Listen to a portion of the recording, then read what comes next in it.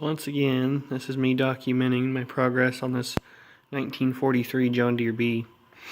Come out here this morning to visit my brother. It's Christmas weekend, it's Saturday, so it's Christmas Eve. And I just felt like getting my hands a little dirty.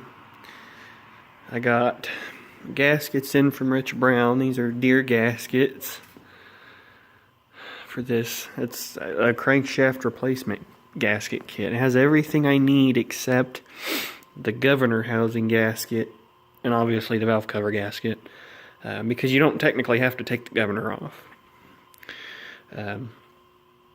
So I got those. He sent me some new brake shoes. I'll be doing a video on those as I work with them. My shoes are the 8 rivet style. He sent me the 6 rivet style, but I'm still going to see if they're going to fit, because I've seen pictures of the 6 rivet style and I almost think they'll fit, but we'll see. My shoes are left at work. I thought about taking this one off. You know, I might, I don't know. And fighting with it a little bit and getting it apart. And then lining, you know, the new shoes up to see. So, nothing's adjusted. None of the main bearings are adjusted. I need Brian, my good friend, who lives down the road here, to come help me and just kind of oversee it. I don't feel comfortable enough doing it myself. This is the first one I've done. But just me by myself with a little bit of help from my brother Jesse, managed to get the crank at least in. Got the oil lines back down in there, hooked back in. I got it timed. And this side, if you guys remember, I just pulled it straight off, that main bearing, and I just slid it back on. It seemed like a nice fit.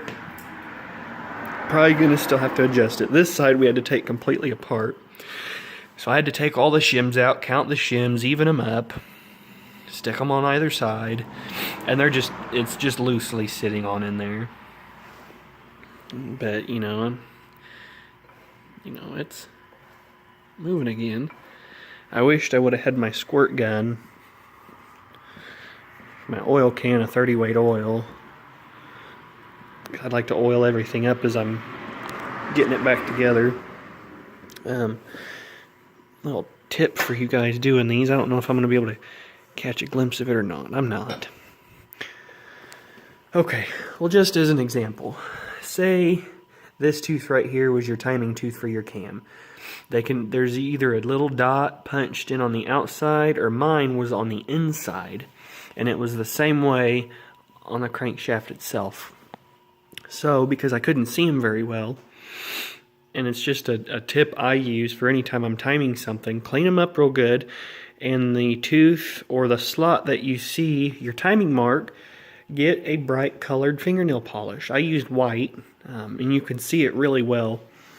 And you put the, just the white on both sides so you can see both sides on that tooth, and you just make a little stripe. Let it dry, and then you can see real well, because those dots were kind of hard to see. Especially if it's dirty or grimy and they get covered with dirt and grime really easily. So that's just a tip for me to you. Other than that, I think I'm about to call it a day here.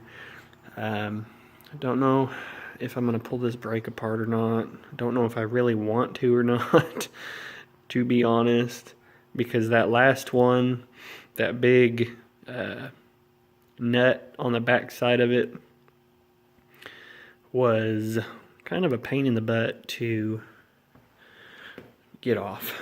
And I know this one will be the same way. And I have my shoes here with me. I think I do. I don't know where I set it in this mess. I got my manual under there. Yeah, they're back there. But it's a kit with your rivets and your new shoes. And actually, I need to take these with me because I've got my other shoes at work, and I need to go size them up and tell Rich Brown one way or another if they're going to work or not. So I won't be back to work till Tuesday as it is. Excuse me. Got this cover pulled off. So that way, whenever we're ready to set the governor and fan shaft back on, you have to get them kind of in time because you're magneto. So that's got to be timed. My good friends Josh and Randy McCauley, they have a spark plug wire loom for me. Since this one, it has the clamp, but it's missing the loom itself, and you know, it still has the screws down here for it. So I'll have one of those.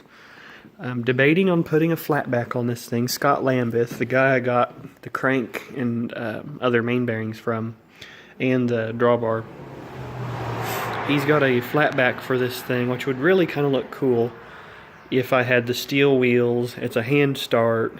It had a flat back. I mean, it would really look like a bare bones World War II model tractor. I don't know if I want to yet or not, because he said that it needed, for sure, man, traffic's bad today. It needed for sure a bearing, but that the splines on the PTO were good. This one, I just realized it talking here, the splines are a little off. They're a little bent. But this one I don't really plan on working, so I don't know if I want to go through the hassle yet. Or I may just buy it and save it for a rainy day. I don't know yet. It's up in the air.